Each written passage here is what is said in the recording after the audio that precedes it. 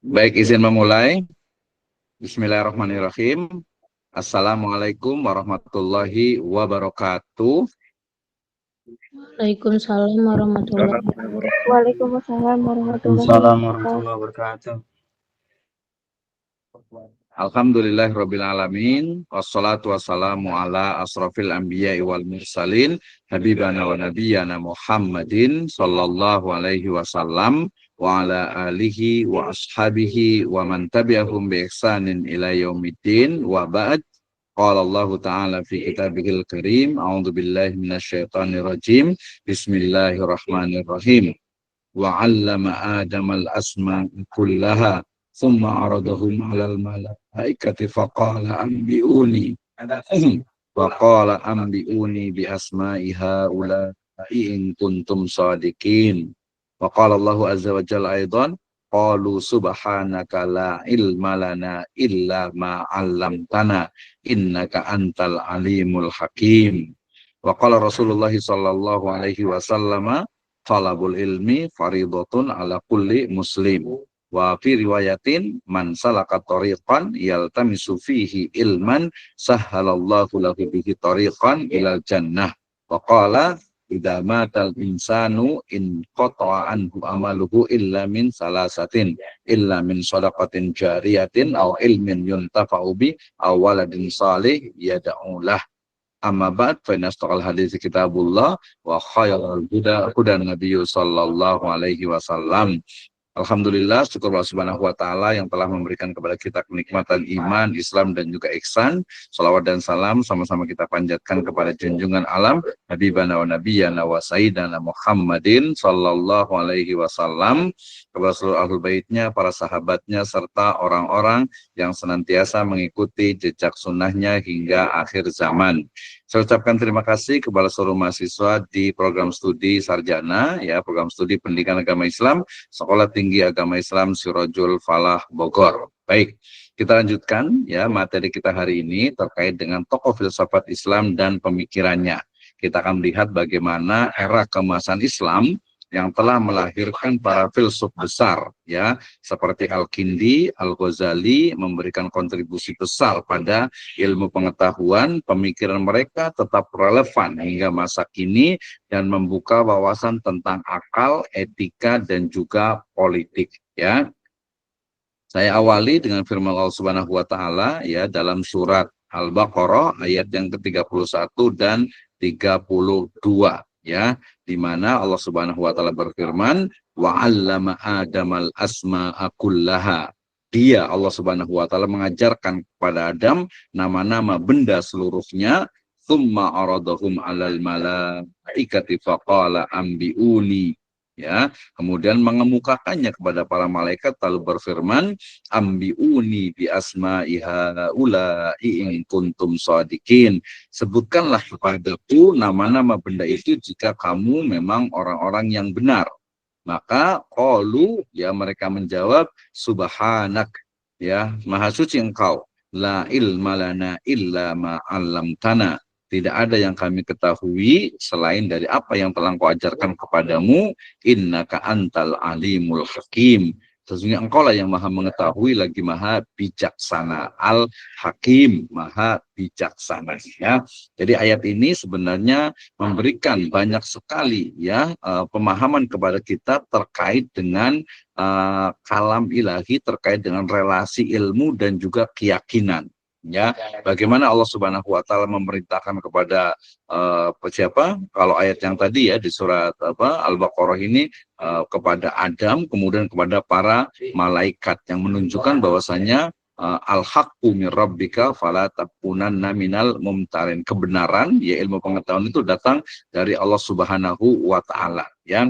Tetapi di sana juga ada proses rasional. Jadi ada rasional dan juga spiritual ya. Ini jadi signifikansi filosofisnya ayat ini membuka diskursus kepada kita tentang hubungan antara iman, kemudian logika dan juga ilmu pengetahuan yang nantinya menjadi dasar dalam filsafat ilmu atau filsafat Islam secara umumnya.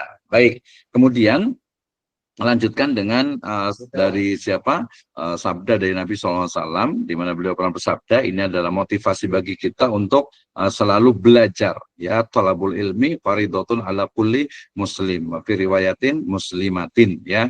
Jadi menuntut ilmu itu ya thalab, ya, mencari, menambah ilmu itu wajib bagi setiap muslim dan juga muslimah tentu saja.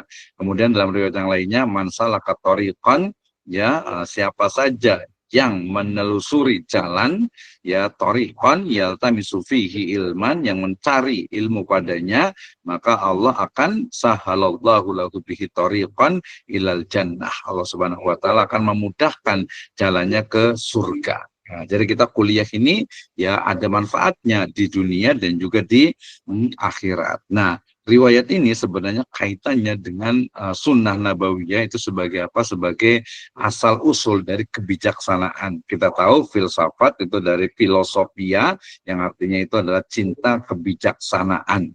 Ya, nah nanti berarti kita bicara tentang bagaimana cinta kebijaksanaan ini dalam konteks Islam tentu saja, dan kita bisa ya gali, kita bisa telusuri dari berbagai pemikiran tokoh, ya, filosof Muslim. Oke, ya. Nah, kita mulai dari yang pertama yaitu Al-Kindi, yang ini gambarnya hanya ilustrasi saja ya, yang dikenal dengan Bapak Filsafat Islam, ya. Bapak Filsafat Islam, di mana beliau itu nama lengkapnya adalah Al-Kindi, ya. Oke, sebentar. Bentar ya, ini penting. Oke, baik. Kemudian, jadi biografinya itu beliau itu lahir pada tahun 800 Masehi sebagai orang awal, pionir dalam filsafat Islam. Kita pahami bahwa filsafat itu kan masuk ke dalam peradaban Islam pada masa ya penerjemahan, utamanya di masa Daulah Bani Abbasiyah, ya. Kontribusinya adalah menerjemahkan dan menyintesis filsafat Yunani ke dalam Islam. Jadi ketika Islam itu memiliki konsep tentang ketuhanan, tentang kenabian, tentang ilmu, tentang kebenaran, dan kemudian bertemu dengan logika, dengan akalnya Yunani, konsep ketuhanan mereka, konsep kebenaran mereka, konsep ilmu pengetahuan mereka, dan juga berbagai hal terkait dengan apa? Dengan ya istilahnya itu kontribusi mereka ya dalam ilmu pengetahuan yang kemudian nanti diserap oleh peradaban Islam, ya. Karya penting dari dari Al-Kindi ini adalah The Intellectu, ya, yang membahas tentang konsep akal dan ilmu pengetahuan di dalam Islam, ya. Artinya kita harus memahami bagaimana akal dalam Islam, ya. Nanti banyak sekali ayat yang menunjukkan la'allakum tatafakkarun, la'allakum ta'qilun, afala yatadabbarun Al-Qur'an dan lain sebagainya, yang itu menunjukkan tentang banyak hal ya terkait dengan bagaimana sebenarnya ya sebenarnya dari filsafat dalam Islam ini, ya. Oke, baik, selanjutnya setelah Al-Farabi, kalau kita lihat di sini ada beberapa yang kedua ya, atau tokoh yang kedua setelah Al-Farabi, yaitu siapa? Setelah Al-Kindi, yaitu Al-Farabi. Yaitu Al-Farabi, beliau itu lahir di Farab ya, tahun 872 Masehi, ahli logika ya, ahli logika. Kemudian karya utamanya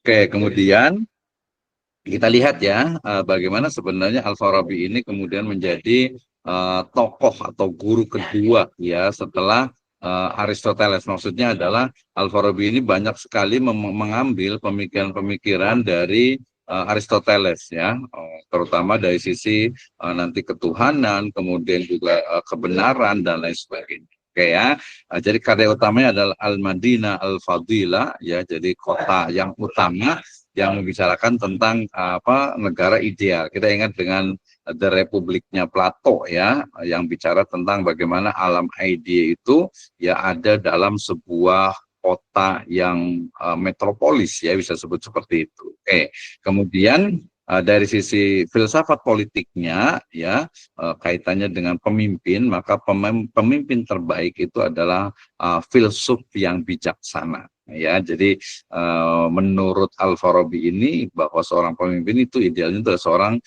filsuf, seorang ahli filosof ya, ahli filsafat ya, yang memang memahami tentang kebijaksanaan. Nah, kemudian dari sisi etika, Al-Farabi melihat adanya perlunya menekankan kebahagiaan dan keutamaan dalam masyarakat ya, artinya bahwa masyarakat itu harus bahagia, masyarakat itu harus betul-betul memiliki keamanan dan juga terpenuhi kebutuhan-kebutuhannya. Ini bisa diambil dari surat Al-Quraisy ya, dikatakan allazi at'amahum min ju' wa amanahum min khauf.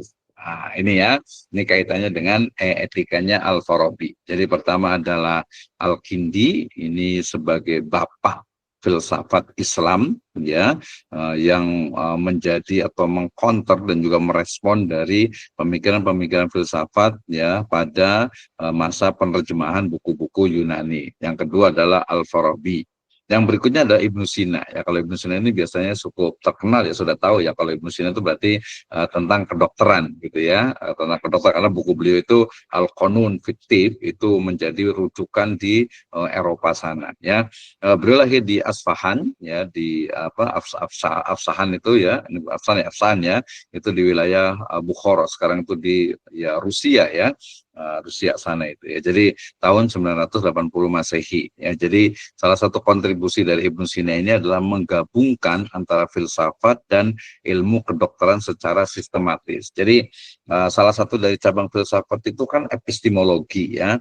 Tujuan dari epistemologi itu adalah kan mencari kebenaran dengan dasar logika gitu ya. Jadi bagaimana akal logika itu kemudian dikaitkan dengan ilmu kedokteran ya. Sebagai contoh begini ya, mungkin kalau yang sudah paham ya, jadi ketika ada seorang anak misalnya atau seorang manusia lah ya, seseorang itu badannya itu panas gitu ya, badannya itu panas, kemudian dia mengigau ya, panas gitu ya, sampai mungkin kalau anak kecil itu sampai stip bahasanya itu ya, sampai kejang-kejang gitu ya. Nah, kalau kita istilahnya itu sumbernya adalah apa yang ada di masyarakat tertentu, misalnya, oh anak ini mungkin kalau sudah dewasa itu kesurupan, oh anak ini kesambet gitu ya, ada pokoknya intinya itu ada gangguan dari makhluk halus. Gitu ya.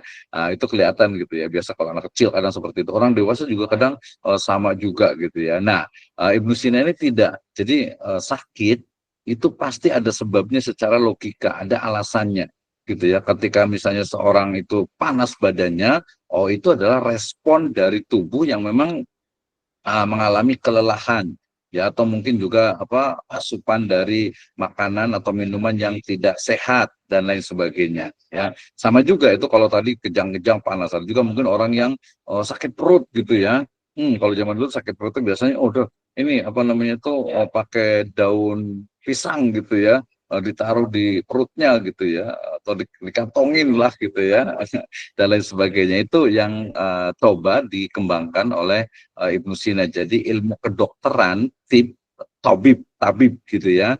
Kedokteran itu bukan hanya dari sisi kepercayaan, bukan hanya dari sisi istilahnya itu makhluk halus dan lain sebagainya, tapi lebih kepada sesuatu yang sifatnya itu logis ya, lebih sesuatu yang sifatnya itu dasarnya itu adalah logika atau akal. Tadi ya, contohnya clear sekali, jelas sekali ketika misalnya nih ada orang gitu ya, kemudian baru pulang dari mana nih, dari satu tempat angker lah gitu misalnya gitu ya, atau mungkin dari Laut Selatan gitu ya, tiba-tiba kemudian sampai rumah kemudian sakit ya, orang pasti ngomong wah ini mah ketempelan nih gitu ya, oh ini kesurupan nih gitu ya. Nah padahal kalau secara logika dia tidak ya, dia itu mungkin karena kelelahan, karena mungkin apa namanya kondisi tubuhnya memang tidak fit, atau mungkin makanan atau minuman yang dikonsumsi ya, udara yang ada di tempat yang berbeda dan lain sebagainya gitu ya. Jadi itu makna dari menggabungkan filsafat dan ilmu kedokteran secara sistematis, tentu saja logis dan juga empiris ya. Kenapa? Ya kita tahu pada masa dulu itu ya, sampai sekarang di Indonesia juga masih ada tadi ya, ketika seseorang itu sakit kadang dikaitkan dengan hal-hal yang sifatnya itu supranatural gitu ya, supranatural gitu ya. Nah, ini coba digabungkan oleh Ibnu Sina. Makanya di Eropa itu sangat dipakai sekali. Kenapa? Karena Eropa ya, Amerika itu mereka dasarnya adalah logika atau rasional. Ya, rasional itu betul tadi lah. Misalnya ketika seseorang itu pulang dari tempat angker kemudian sakit kan, kalau kita bilang oh ini kesurupan gitu, ini ketempelan nih gitu ya. Padahal kalau orang Eropa itu enggak gitu ya. Dia itu ya memang kondisi tubuhnya itu sedang tidak fit, tidak sehat gitu ya, atau mungkin makanannya atau udara yang berbeda sehingga kemudian tubuhnya mengalami sakit. Nah, itu yang rasional. Jadi mudah-mudahan paham, dan ini juga sudah banyak sekarang ini ya.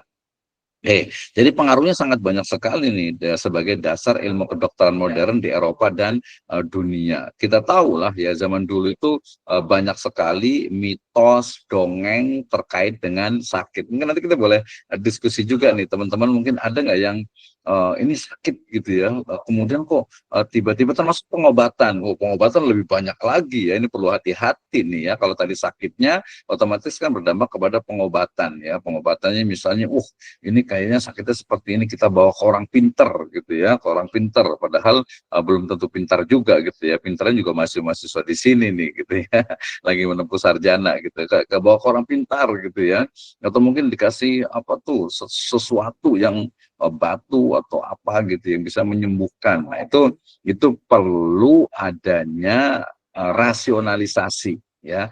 Walaupun tidak semuanya juga, misalnya kalau dengan ruqyah ya, dalam Islam juga, Islam itu ya pertengahan, umatan wasaton gitu ya, tidak menghilangkan atau tidak menihilkan semuanya, tapi kemudian juga tidak keseluruhannya juga, tidak ambil semuanya, tidak ditinggalkan semua. Jadi sesuai, ketika orang itu mungkin memang kesurupan, betul orang itu kesurupan misalnya gitu, tapi kemudian tidak juga kemudian dia sampai meminta-minta bantuan ya, memohon pertolongan dan juga berlindung kepada misalnya bangsa selain manusia.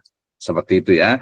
Jadi ini kenapa ketika ditanya apa sih kontribusi filsafat ya dalam ilmu pengetahuan, maka kontribusinya adalah dalam filsafat ilmu yang disebut dengan apa? Epistemologi, di mana sebuah kebenaran itu bukan hanya diukur dari mitos, dari legenda, dari cerita, tapi berdasarkan ya objek yang bisa dicerna oleh panca indera. Nah, seperti itu ya. Ini banyak sekali. Misalnya nih tokoh, contoh nih di India banyak sekali misalnya gitu ya. Ada orang misalnya lahir dalam keadaan misalnya matanya itu mungkin satu gitu ya, atau mungkin tangannya itu yang itu ada tangannya itu bukan dua tapi empat gitu ya, empat gitu. Ini keturunan dewa nih gitu ya. Ini banyak sekali gitu. Kenapa? Karena kepercayaan seperti itu gitu ya, kepercayaan seperti itu. Kemudian juga ada yang lahir mukanya itu mungkin dua bukan satu, ini kan banyak ya, mukanya dua gitu. Ini kayak ini nih dewa ini nih gitu ya. Kemudian ada juga yang lahir hidungnya itu panjang gitu ya. Ini kayaknya reinkarnasi dari dewa ini nih, Ganesha nih, dan lain sebagainya. Nah, itu dalam konteks filsafat ilmu epistemologi itu menjadi objek pembahasan. Betul tidak gitu ya? Betul tidak, itu kan banyak sekali ya. Jadi makanya nanti antara timur dengan barat ya kentara sekali. Kalau barat sangat rasional, sementara kalau timur itu lebih ke arah spiritual. Oke, baik. Ya, kita lanjutkan. Yang berikutnya adalah ada Al-Ghazali, Imam Al-Ghazali, Hujjatul Islam. Ini yang sangat terkenal di mana-mana gitu ya. Nah, beliau itu selain ahli filsafat, beliau juga ahli syariah, ahli fikih, ahli tasawuf juga gitu ya. Beliau lahir di Persia, sangat jelas sekali ya, Persia di Tus sana itu memang gudangnya para ilmuwan ya. Tahun 1058 Masehi, beliau seorang cendekiawan dan juga seorang sufi ya. Salah satu dari karyanya adalah Tahafut al-Falasifah, yaitu kritik terhadap filsafat Neoplatonisme ya. Neoplatonisme ini adalah pemikiran baru yang membawa pemikirannya Plato dari Yunani sana gitu ya. Metodologinya ya menggunakan ragu-ragu metodis menuju keyakinan spiritual. Jadi ini menarik sekali ketika ini betul tidak ya metodenya, kemudian secara spiritual Islam benar atau tidak. Nah, dampaknya jadi Al-Ghazali ini mencoba menggabungkan antara agama dengan filsafat secara kritis Ya, jadi karena memang pemikiran filsafat itu berkembang ya termasuk sekarang ini gitu, sehingga gimana nih respon Islam ya terhadap pemikiran tersebut. Oke ya. Dan yang buku kita beliau yang paling terkenal tentu saja adalah Ihya Ulumuddin ya, Ihya Ulumuddin, di mana ya istilahnya itu kitab ini menjadi dasar bagi ihya. Ihya itu artinya menghidupkan ilmu-ilmu din agama ya. Jadi menghidupkan kembali ilmu-ilmu agama yang waktu itu memang banyak diserang oleh berbagai pemikiran yang ada pada waktu itu. Oke, next berikutnya yaitu ada Ibnu Rushd ya. Ini adalah seorang komentator terhadap Aristoteles. Beliau lahir di Cordoba di Spanyol sana tahun 1126 Masehi ya. Nah, beliau adalah filsuf dan juga dokter. Karya utamanya adalah Tahafut. Ini membantah dari kritik Al-Ghazali. Jadi kalau dalam dunia ilmu pengetahuan itu sangat wajar ya ketika orang menulis buku kemudian dikritik lagi, yaitu untuk pengembangan dari ilmu pengetahuan. Jadi kita jangan anti kritik gitu ya. Jadi kita harus siap untuk dikritik ya. Kenapa? Dalam sebuah riwayat dikatakan juga apa? Kulluna rodun mardudun illa sahibu hadal qabr. Ya, ini perkataan dari Imam Malik ya. Setiap kita itu bisa ditolak dan juga bisa menolak kecuali Kanjeng Nabi Muhammad Shallallahu Alaihi Wasallam. Ya, pembelaan filsafatnya sama juga Ibnu Rushd ini coba mengharmonikan antara akal manusia dan juga wahyu agama. Ya, warisannya tentu saja memperkuat integrasi ilmu pengetahuan dan agama. Jadi nanti salah satu dari karakter ya filsafat Islam itu adalah menggabungkan ya antara ilmu pengetahuan ya yang berbasis filsafat rasionalisme dengan Islam, dengan agama yang bersumber kepada atau dari wahyu Allah Subhanahu wa taala. Oke, ini adalah Ibnu Rushd ya. Kemudian yang berikutnya ada pemikiran-pemikiran dari para tokoh itu ya, misalnya pertama itu dari sisi metafisika. Meta itu artinya di atas ya, fisika itu fisik. Jadi sesuatu yang berada di atas atau di luar fisik. Yaitu metafisika itu berarti ya non fisik lah, sesuatu yang tidak fisikal, tidak nampak, tidak zohir, tidak kelihatan, gitu ya, yang tidak bisa dicerna oleh panca indera ya, terutama ini kaitan dengan sesuatu yang gaib, sesuatu yang memang tidak bisa dilihat. Metafisika ya sama juga dengan apa, supranatural ya. Jadi misalnya Al-Kindi berpendapat ya bahwasanya Tuhan sebagai penyebab pertama dari segala yang ada ya. Makanya nanti kalau di Yunani itu ada istilah prima causa.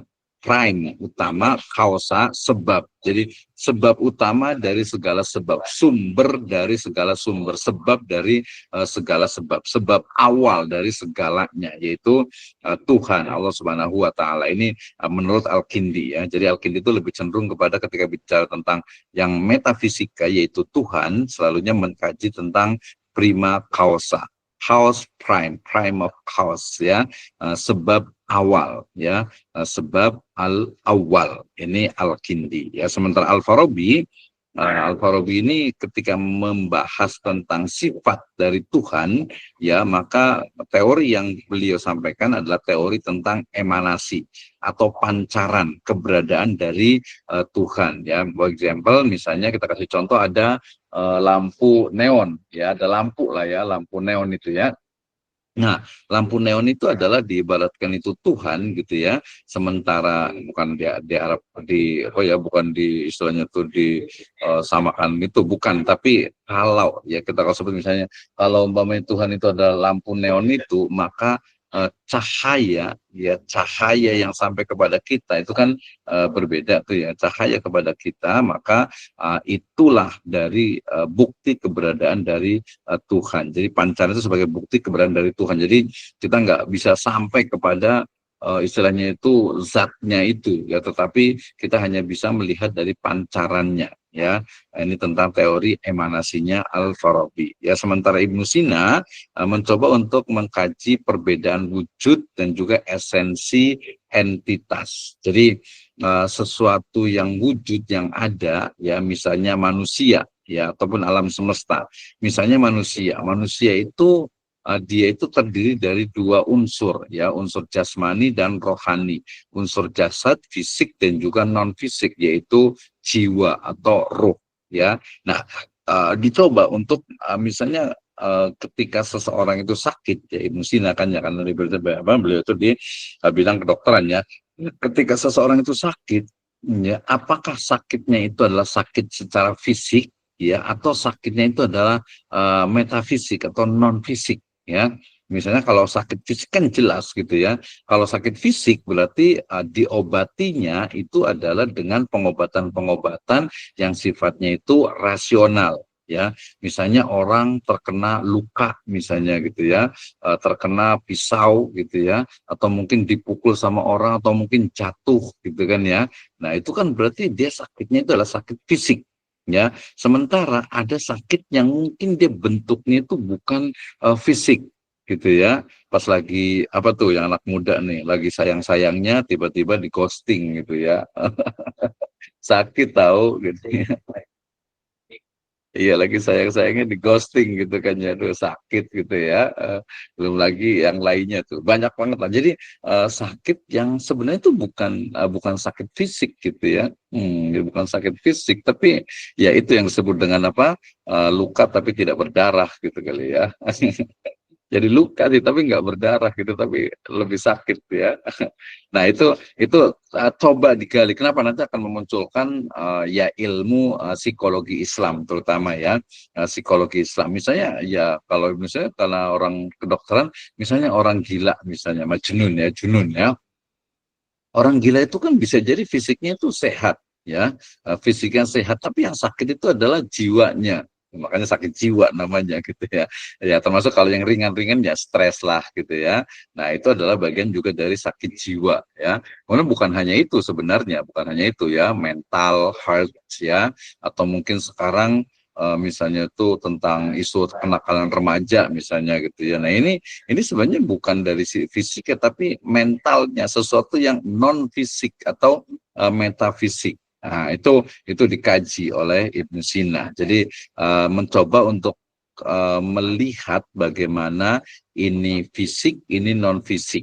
Manusia itu ada yang memang fisiknya, iya, ya, di tarbiyah itu ya fisiknya, tapi nanti ada tarbiyah ruhiyah, berarti jiwanya. Nah, sementara kalau Ibnu Rusd ya, ini berbicara tentang bagaimana keabadian alam semesta dalam filsafatnya. Jadi menarik ya ketika bicara tentang alam ini abadi, ya. Padahal kullu man 'alaiha fan, ya. Semuanya itu sebenarnya tidak ada yang abadi, ya, tidak ada yang abadi kecuali Allah Subhanahu wa taala, ya. Nah, tapi yang menarik ya, ini kan sifatnya umum. Kalau saya mau nanya misalnya, apakah manusia itu adalah makhluk abadi? Jawabannya ya. 50% kalau di dunia itu manusia itu adalah makhluk abadi. Atau kalau secara hakikat, ya, secara metafisik, ya, bahwa manusia itu adalah makhluk abadi. Kenapa? Karena dia hanya berpindah alam saja, mulai dari alam arwah, kemudian ke alam rahim, kemudian ke alam dunia, kemudian ke alam barzah, kemudian ke alam akhirat, surga atau neraka, dan mereka abadan abidin. Wah, gitu ya. Jadi abadan, abidin, pokoknya abadi. Dia nggak bakalan mati. Roh manusia itu nggak mati gitu ya. Mau diazab sedemikian rupa, naudzubillah min dzalik ya, mereka juga tetap tidak mati gitu. Kemudian juga di surga dengan kesenangan yang luar biasa, mereka juga tidak mati, ya, tidak meninggal manusia, ya. Nah, itu berarti manusia hakikatnya makhluk abadi gitu ya. Sehingga kemudian termasuk juga alam raya ini. Apakah tadi kulluman 'alaiha fan wa yabqa wajhu rabbika dzul jalali wal ikram. Ini menjadi kajian tentang gimana ya kiamat. Bisa jadi kiamat itu akan terjadi. Tapi apakah kiamatnya itu adalah bumi yang rusak? Apakah secara semesta semuanya? Kemudian setelah itu apakah ada berubah bumi lagi? Ya, wallahu a'lam itu ya. Tapi itu ya pertanyaan yang harus dijawab dari filsafat gitu ya. Oke, ini pemikiran tentang metafisika dari Al-Kindi, Al-Farabi, Ibnu Sina dan juga Ibnu Rusd. Yang berikutnya adalah pemikiran dari sisi etika dan politik. Kita sempat ngomong tentang etika ya. Jadi nanti di video yang lainnya saya bahas tentang etika dan estetika juga. Oke, jadi menurut Al-Farabi, negara ideal itu dipimpin oleh filsuf bijaksana. Jadi kalau mau negaranya ideal itu ya berarti pemimpinnya harus bijaksana dan bijaksini. Nanti kita akan lihat bijaksana bijaksini itu seperti apa. Kalau Al-Farabi menyebutnya ya harus seorang filsuf bijaksana. Jadi ya simpelnya sebenarnya orang yang memang memahami ya tentang kepemimpinan itu. Gitu aja. Kepemimpinan itu apa sih? Ya bukan hanya apa istilahnya untuk kepentingan diri sendiri, keluarganya, apa kelompoknya, organisasinya, ya bukan hanya juga untuk menumpuk kekayaan, tapi ya kullukum ra'in wa kullukum mas'ulun an ra'iyatih gitu ya. Jadi negara ideal itu atau negara itu akan ideal ketika dipimpin, negara itu akan gemah ripaloh jinawi ya. Artinya itu baldatun thayyibatun wa rabbun ghafur ketika pemimpinnya adalah seorang yang filsuf bijaksana. Seperti itu ya.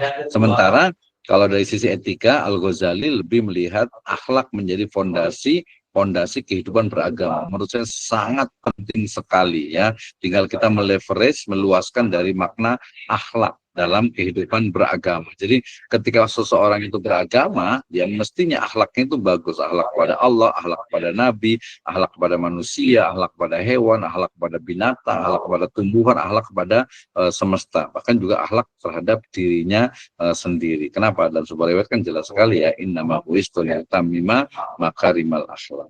Nah, jelas sekali itu. Oke, kemudian Ibnu Sina. Sebelum ke Ibnu Sina ada relevansi modern. Kita lihat ya bagaimana pemikiran politik Islam berkontribusi pada tata kelola kontemporer ya, baik itu demokrasi, republik, demokrasi, kingdom, kerajaan, ya parlementer dan lain sebagainya.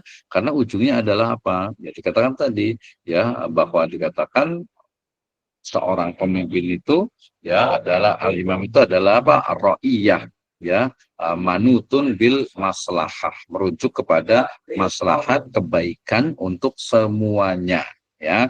Sementara nanti kalau Ibnu Sina mencoba menggabungkan dalam sisi etika ini keseimbangan antara akal dan nafsu ya, antara nafas. Maka nafsu itu ada nafsul mutmainnah, ada nafsul lawama, ada nafsu amaratum bisu itu ya.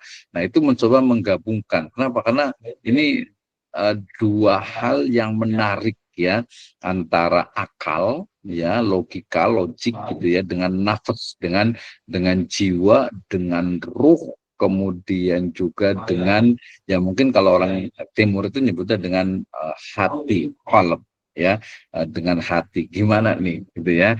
Jadi antara hati dengan akal, timur dengan barat, kemudian juga logika dengan rasa.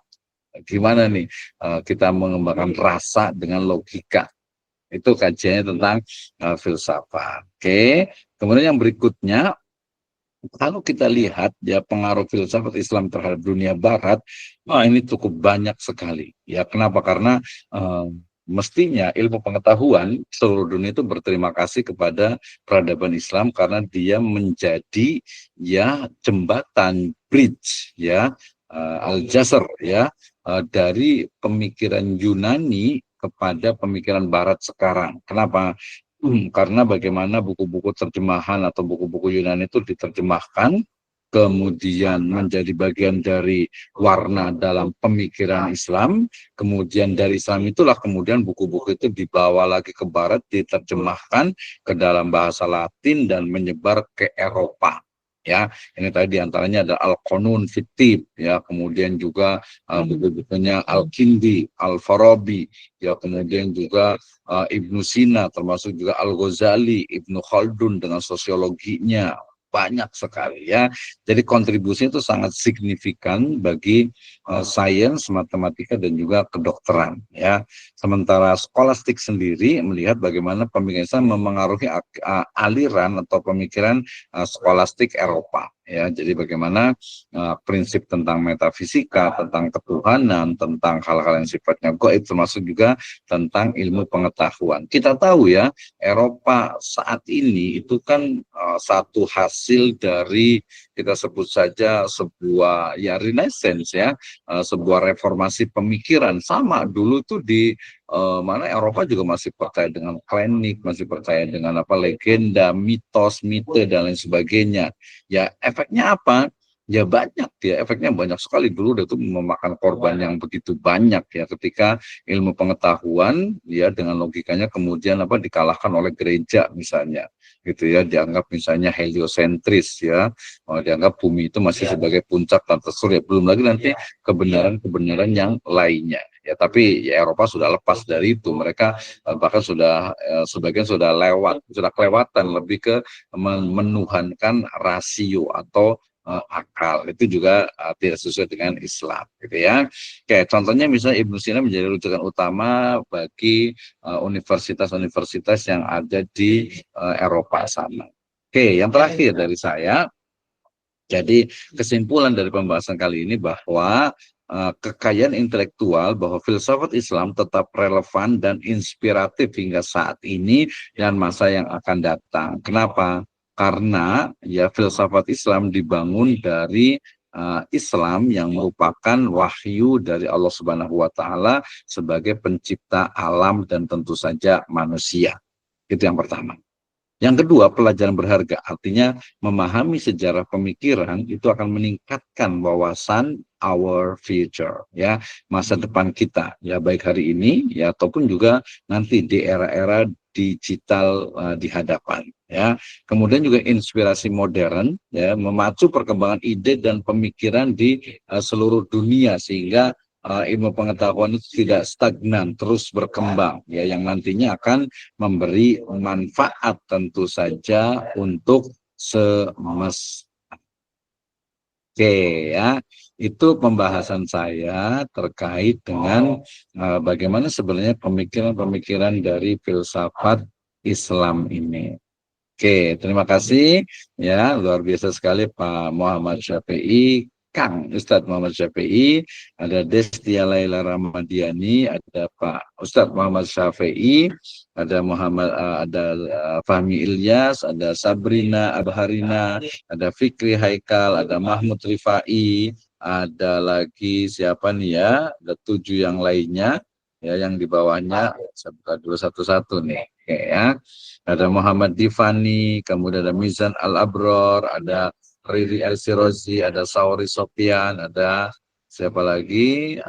Muhammad Rifai Kang Abai, ada inisial I, E ya, ada Fikri Haikal, ada Destia tadi sudah ya. Baik, masih ada waktu sekitar 24 menit lagi. Saya ingin mungkin diskusi ngobrol, ada kesulitan apa dalam pembelajaran, kemudian mungkin ada mau curhat ya, termasuk juga untuk nanti karena beberapa ya di semester 1 ini sudah UTS ya, sudah UTS, jadi nanti karena ini kajian tentang filsafat, maka nanti masing-masing mahasiswa itu akan diberikan untuk mengembangkan tadi ya. Jadi UTS kita itu adalah membuat artikel ya, tulisan ya kayak makalah lah, tapi langsung ke pembahasan. Nanti akan saya share juga untuk istilahnya itu apa, untuk template-nya gitu ya.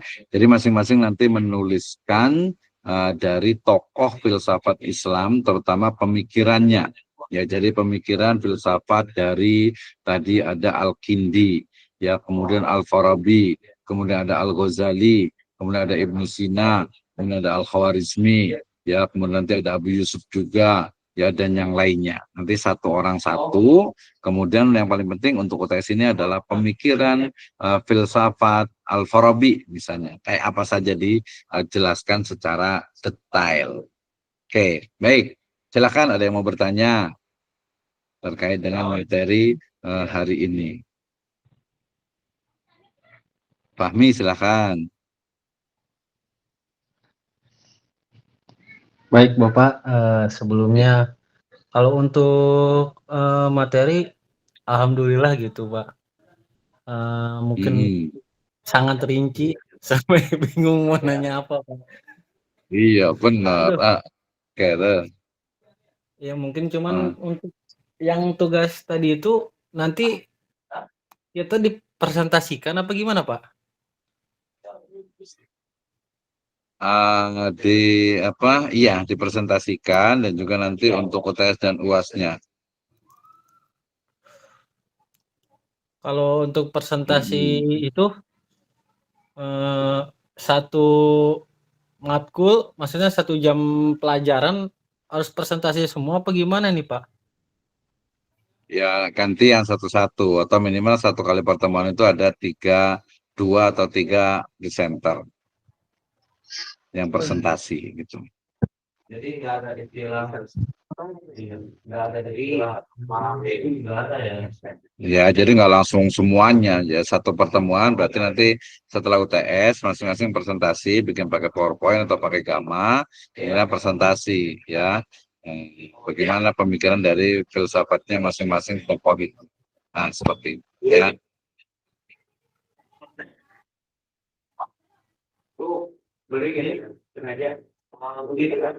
Oke, silakan. Baik, Bapak terima kasih cukup jelas. Ya, oke, itu jelas ya. Jadi siapkan dari sekarang nih belajar ya sebisanya saja. Oke, Kang Abai ada pertanyaan, silahkan. Kalau ada kesulitan atau kekurangan dari pembelajaran ini nanti mungkin bisa disampaikan juga ya. Misalnya waktunya gitu ya. Atau mungkin dari sisi misalnya apa kehadirannya. Ini kan sebenarnya kita tuh berbasis ini ya. Jadi nanti saya minta bantuan ke koordinator kelasnya ya, ketua kelasnya. Tapi ini kan ini kan juga saya screen juga dan ada ini juga ada recordnya siapa saja yang hadir gitu kan kelihatannya. Tapi nanti boleh juga ketua kelasnya kasih simpan nama-namanya yang memang aktif ya. Karena ini kan berarti 15 berarti kan 14 orang nih ya. 14 orang yang hadir padahal jumlahnya kan sekitar 45 ya. Ya kita semampunya saja gitu ya. Oke, atau bisa juga kita langsung bagi. Ketua kelasnya siapa ya? Pak Muhammad Syafi'i ya. Kita langsung bagi untuk masing-masingnya. Mm-mm. Ya, nanti kalau untuk e-kampus, nanti ke Pak Muhammad Rohmansyah ya, terkait dengan mungkin kesulitannya apa nih ya. Harusnya sih sudah bisa, karena kelas yang lain, yang kelas semester 6 juga bisa. Yang belum bisa nanti hubungi Pak Rohmansyah, nomornya ada ya, di grup kayaknya ada juga. Ya, jadi belajar lah, kamu mumpung masih semester 4. Jadi nanti biar tahu, oh ini seperti ini gitu ya, di semester yang keempat ini. Oke ya, terima kasih ya untuk siapa nih? Mahmud Rifai ya. Jadi nanti coba lagi dengan Pak Romansa untuk memastikan agar masuk ke e-kampus. Oke, terima kasih. Yang lainnya, Sabrina ada pertanyaan, silakan. Ya, silakan. Ya Pak, untuk masalah kampus itu selain ke Pak Rohman ke siapa ya Pak bisa nanyanya? Mau nanya apa nih ke kampus? Tanya tentang apa? Kalau e-kampus ya Pak Romansa. Kalau keuangan biasanya ke Bu Nurjana atau ke Bu Siti Novia. Hmm. Ya soalnya kan kalau untuk Pak Rohman kan kadang beliau sibuk terus Pak ya. Nanti kalau itu bilang aja, nanti saya sampaikan siapa aja nih. Nanti habis ini saya sampaikan. Sekarang kebetulan ada di ruangan juga nih, ya. Hmm. Iya soalnya kan di kemarin juga ada masalah tentang e-kampus emang belum ada ini lagi Pak gitu. Mungkin kan kalau Ya, kemarin-kemarin oke. emang cuti juga Ya. ya Pak. Nah, nanti saya, ya. Enggak juga sih ada sebenarnya.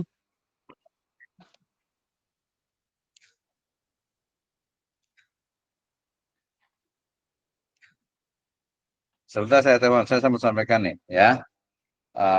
Pak Rohmansa ini kelas 4C ya. Jadi nanti saya sampaikan langsung juga. Ya, jadi ya nggak apa-apa, coba aja. Insya Allah nggak ini kok, nggak susah kok ya. Nggak susah, pasti akan ada solusinya. Oke, Sabrina silakan. Bapak Sabrina mau tanya tentang materinya. Belum ngerti. Ya, silakan. Eh, Baik, ya jadi mengenai untuk materi, silakan. mengenai hubungan iman antara akal dalam filsafat Islam itu gimana ya Pak? Oke, baik, terima kasih. Jadi bagaimana hubungan antara iman dengan akal di dalam Islam ya. Jadi yang pertama kita pahami bahwasanya iman itu kan percaya atau yakin ya. Jadi dalam peradaban Islam atau dalam Islam yang namanya iman itu adalah kepercayaan kita, keimanan kita, keyakinan kita kepada Allah Subhanahu wa taala, kepada para nabi, antuk minubillahi wa malaikatihi wa kutubihi wa rusulihi wal yaumil akhir wa tu'minu bil qadari khairihi wa syarrihi. Yang namanya iman itu adalah yakin dan percaya dengan rukun iman itu, yang 6 itu. Oke ya, itu yang ada di dalam Islam. Kemudian masuk pemikiran filsafat Yunani ke dalam Islam, di mana keimanan itu ya perlu diperkuat dengan adanya logika, dengan adanya rasio, dengan adanya akal, dengan adanya pikiran. Ya, jadi Islam yang sumbernya adalah iman, kepercayaan, keyakinan yang ada di dalam hati, kemudian bertemu dengan rasionya Yunani yang berdasarkan kepada kebenaran akal, maka kemudian menjadilah filsafat Islam di mana keimanan, keyakinan kita itu juga didukung oleh akal, didukung oleh logika, didukung oleh rasionalisme kita, gitu ya. Dan itu akan menguatkan, itu jalan tengahnya. Terus gimana kalau umpamanya dia iman saja, ya saya katakan itu aman tu billah sumastaqim, sudah iman saja cukup, nggak usah pakai mau rasional mau tidak, yaitu juga memang asalnya seperti itu di dalam Islam gitu ya. Tapi kemudian ya karena banyak pemikiran di luar Islam yang masuk ke dalam Islam, maka kemudian ya boleh selama tidak menuhankan akal, tidak menuhankan logika atau rasio ya. Jadi misalnya ada di mana akal atau logika itu memang tidak bisa menyentuh tentang keyakinan Islam gitu ya. Misalnya ini walaupun nanti kalau dari kalangan rasionalisme mengatakan semuanya masuk akal, semua masuk logika, keberadaan Allah Subhanahu wa taala, keberadaan para nabi, keberadaan para malaikat, kebenaran pada kitab-kitab, kebenaran pada hari akhir, kebenaran kepada takdir, itu semuanya makul atau masuk logika. Jadi banyak beberapa pemikiran. Kemudian yang jalan tengahnya seperti apa? Ya, kalau pendapat saya ya bahwa pertama kita harus iman, harus yakin ya kepada rukun iman tadi itu. Setelah itu melaksanakan rukun Islam. Kemudian ketika ada pemikiran atau akal yang kemudian mendukung dari keimanan itu, ya yang sesuai dengan keimanan dan keislaman itu, maka kita terima. Adapun sesuatu yang mungkin tidak masuk akal, sesuatu yang mungkin tidak masuk ke logika, itu bukan berarti tidak sesuai dengan Islam. Nggak, tetapi perlu adanya ya pemikiran, pengkajian lebih mendalam. Misalnya, kita orang beriman wajib untuk apa? Dikatakan la yu'minu ahadukum, atau dikatakan iman itu adalah tadi beriman kepada hari akhir ya. Jadi apakah hari akhir atau kiamat itu kan kalau secara keyakinan itu pasti terjadi. Ya, kiamat itu kan pasti terjadi. Nah, bagaimana secara logika, secara akal, apa mungkin kiamat itu terjadi? Ya, nanti dicari tentang ilmu pengetahuan bagaimana akhir dari alam semesta ini. Apakah ada akhirnya? Dan ternyata menunjukkan iya bahwa ilmu pengetahuan yang berkembang, akal, filsafat juga menunjukkan bahwa alam ini akan binasa, akan habis. Nah, seperti itu ya. Jadi iman saya sudah cukup boleh juga, tapi beberapa orang itu perlu adanya penguatan dalam bentuk akal, pikiran, logika dari manusia itu sendiri. Ya, jadi tidak, kalau saya cenderung memang tidak perlu dipertentangkan. Ya, kalau mempertentangkan mungkin karena memang akalnya itu belum sampai. Seperti itu, Sabrina ya. Berarti terima Pak kasih, Pak. untuk belajar ilmu fisika ada batasan umur kayaknya Pak ya. Kalau untuk umur SMP, tingkat SMP SD itu kayaknya belum cocok ya belajar filsafat. ilmu. Iya betul, ya betul betul. Jadi bahkan beberapa kampus itu belajar filsafat itu ya di usia atau di level S2 sebenarnya, bukan S1 gitu ya. Jadi S1 itu ya mendeskripsikan. Makanya untuk filsafat di S1 ini cukup mendeskripsikan, ya menjelaskan tentang pemikiran-pemikiran filsafat dari ya filosof muslim. Maka tadi ada Al-Kindi, Al-Farabi, Al-Ghazali, Ibnu Sina, Al-Khwarizmi dan yang lainnya. Cukup mendeskripsikan. Ya, kemudian nanti di level S2 itu mulai untuk mengembangkan. Di level S3 baru dia akan menemukan ya pemikiran-pemikiran baru tentang filsafat itu sendiri. Ya, jadi penting kan nih filsafat di era digital ini. Oh, ada ternyata filsafat digital gitu ya, filsafat digital. Nah, kalau sekarang ada AI, artificial intelligence, maka ada filsafat AI gitu ya. Jadi sebenarnya AI itu kayak gimana sih hakikatnya gitu ya, hakikatnya. Jadi kita tuh bukan, keren banget, bagus banget, membantu sekali. Itu sebenarnya kayak gimana sih cara kerjanya? Nah, seperti itu ya. Jadi terutama kalau kita di perguruan tinggi itu, filsafatnya itu sebenarnya lebih kepada filsafat ilmu pengetahuan tentang ilmu tentang kebenaran. Seperti itu ya. Jadi kebenaran itu dari mana sumbernya, bagaimana cara memperolehnya, kemudian ukuran dari kebenaran itu seperti apa, apakah kebenaran itu tunggal. Ya, tadi saya kasih contoh misalnya ada ya, ini belum pada punya anak yang masih muda-muda ya. Berarti contohnya orang lain lah. Ada seseorang yang kemudian ya dia baru pulang dari misalnya itu dari Banten Kidul, gitu ya. Ini bukan diskriminasi tempat ya, atau dari jangan sebutkan lah. Tiba-tiba ada seseorang yang baru pulang dari satu tempat yang dianggap angker gitu ya, kemudian tiba-tiba dia itu kemudian sakit, kemudian mengigau. Kira-kira kalau pikiran kita itu seperti apa? Apakah dia sakit atau mungkin dia ketempelan gitu ya. Nah, maka jawabannya kalau merujuk ke Ibnu Sina, maka dilihat dulu ya apakah dia sakitnya adalah fisik atau non fisik. Ya, jalan keluarnya tadi mengharmonikan, oh ternyata ya kalau yang tadi akal rasional itu ya dia nggak ada tuh, dia nggak kesurupan, nggak ketempelan, nggak apa, dia memang karena capek, udaranya berbeda, kemudian juga asupan makanannya nggak sehat, kemudian juga kondisi badannya nggak fit gitu, kemudian ya akhirnya dia kemudian dia sakit gitu ya. Itu rasional. Tapi kalau misalnya beberapa orang gitu yang enggak nih, ini kayaknya jin yang di sana nempel nih, ini harus diruqyah nih, ini harus dibawa ke orang pinter nih. Nah, itu tujuan dari filsafat. Ya, jadi Halusinasi mencari ketakutan, sebuah Pak. kebenaran. Itu jin Gimana? Sauri itu. Ini Sofyan Sauri ya, ini Pak Sofyan, Kang Sofyan gimana nih? Ya, oke. Terus contoh lainnya juga begini. Tadi saya mau menyebut misalnya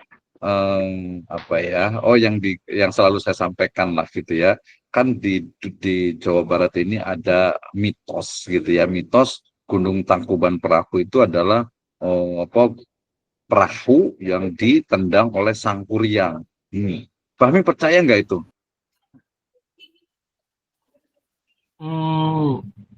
Percaya, nggak percaya sih Pak. Kalau filsafat Berarti masih gitu. tengah-tengah nih, percaya. Kayaknya Tapi enggak sih, Pak, sama filsafat. Kalau menurut mistis mah ya percaya sih kalau menurut mistis mah. Tapi logika mah kayaknya kurang deh, Pak. Ya, disitulah kita berdiri. Ya, kalau filsafat juga dipersilahkan saja. Ya, silakan mau milih yang mana, gitu ya. Tidak ada paksaan, la ikraha fiddin, gitu ya. Mau percaya Gunung Tangkuban Perahu itu asalnya adalah perahu yang ditendang oleh Sang Kuryang, atau tidak percaya bahwa gunung itu ya udah gunung itu faktor alami geologis, gitu ya. Silakan saja, tinggal dibuktikan saja, dibuktikan. Oh, ternyata pas digali Tangkuban Perahu, bener nih, di bawah gunung itu ada bekas perahu nih. Itu Gimana keadaan kebenaran yang kaki Sangkuriang ya? upami Sangkuriang mah di Bogor talas Sangkuriang ya. Kumaha Talas keadaan Bogor kaki nanya? Sangkuriang. Kang Sapai kayak itu.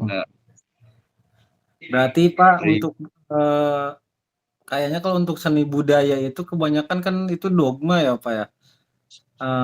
Kayaknya banyak yang bertentangan dengan filsafat dong Pak.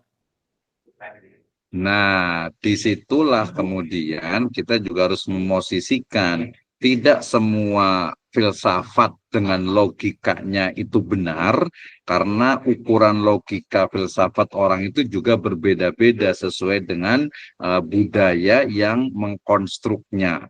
Ya, tidak semua juga mitos legenda itu salah. Kenapa? Karena bisa jadi ada makna, ya, ada makna yang tersirat dari sesuatu yang tersurat. Oh, ternyata misalnya nih ya, ngomongin Sangkuriang nih. Kenapa sih yang ininya Dayang Sumbi kok anjing sih gitu ya? Padahal anjing itu kan najis gitu ya. Nah, itu salah. Kenapa? Karena legenda Sangkuriang dengan Dayang Sumbi itu bukan atau sebelum adanya Islam. Dan anjing itu sendiri ya karena kita orang Islam, jadi kalau melihat anjing itu seolah itu najis, ya betul sih secara fikih itu najis gitu ya, secara fikih itu najis, tapi anjing itu sendiri adalah simbol dari kesetiaan.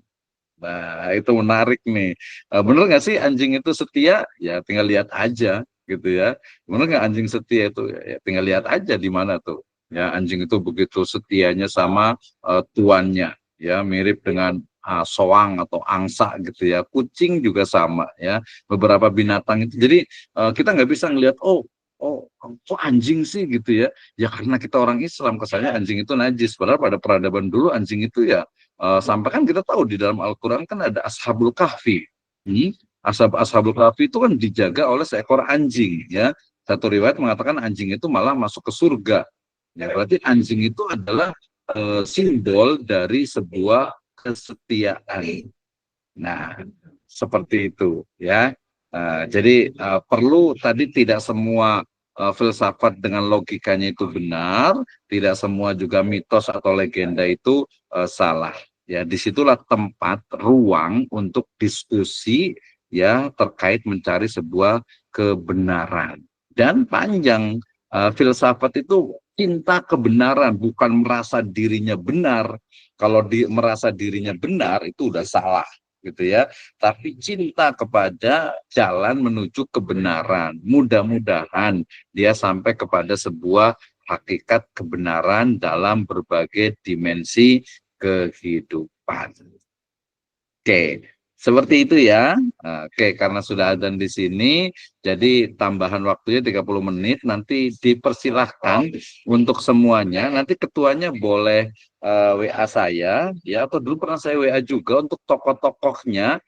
Silahkan satu orang satu tokoh, misalnya Pak Ustadz Muhammad Syafi'i, ada Al-Ghazali, Al-Kindi, Al-Farabi, Al-Ghazali, Ibnu Sina, Al-Khwarizmi, ya, kemudian Mullah Sadra, Muhammad Iqbal, atau mungkin yang ada di Indonesia, seperti itu ya. Nah, fokus kepada pemikirannya saja. Nanti dijadikan UTS, kemudian dijadikan UAS, ya, kemudian dijadikan juga untuk presentasi. Nanti dikumpulkan jadi satu. Oh, ini pemikirannya. Misalnya saya punya buku tentang filsafat pemikiran nih, punya Profesor Doktor Ahmad Tafsir, mana bukunya ya. Nah, kemudian juga ada bukunya Pak Adian Husaini juga tentang filsafat dan Islam. Itu bisa jadi rujukan di internet, banyak sekali revisi. Oke, sebelum ditutup terakhir ada yang mau nanya lagi nggak? Ada komentar?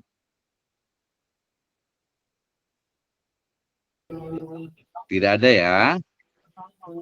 Ini inisial EE siapa nih? Oke, terakhir ketua kelasnya tadi Pak Muhammad Syafi'i mana? Atau wakilnya? Atau bukannya Fahmi untuk koordinator ya, bukan ya? Iya, Fahmi, Pak. Fahmi, Pak. Fahmi ya. Ya jangan-jangan belum dibentuk ini, ya nggak apa-apa lah. Oke, nanti Fahmi boleh tuliskan nama-namanya. Ya, saya termasuk juga yang aktif. Kemudian nanti kalau Mama itu boleh nanti saya tunjuk atau nanti memilih sendiri topik-topiknya untuk pembahasannya. Jadi ini untuk tambahan. Jadi kalau kita mengandalkan materi, kita khawatir nggak sampai ini hanya 2 pekan sekali gitu ya. Jadi harus inisiatif dari mahasiswa. Ini adalah mindsetnya kita belajar online gitu ya. Jadi harus banyak pendukungnya. Nanti saya akan share juga untuk video-video saya tentang filsafat. Nanti silakan dikomentari, tulis saja hadir di situ gitu ya, untuk kita paham. Nanti akan kita letakkan di situ juga, termasuk video yang kita rekam sekarang ini. Ya, baik. Terima kasih banyak. Jazakumullahu khairan ala ihtimamikum. Kita tutup dengan hamdalah dan doa kafatul majelis. Alhamdulillahirabbil alamin. Subhanakallahumma bihamdika asyhadu an la ilaha illa anta astaghfiruka wa atubu ilaik. Wallahu muwaffiq ila aqwamit thoriq. Wassalamualaikum warahmatullahi wabarakatuh. Waalaikumsalam. Terima kasih Bapak. Terima kasih semuanya. Semangat ya. Kita lanjut lagi nanti insya Allah sesuai dengan jadwalnya.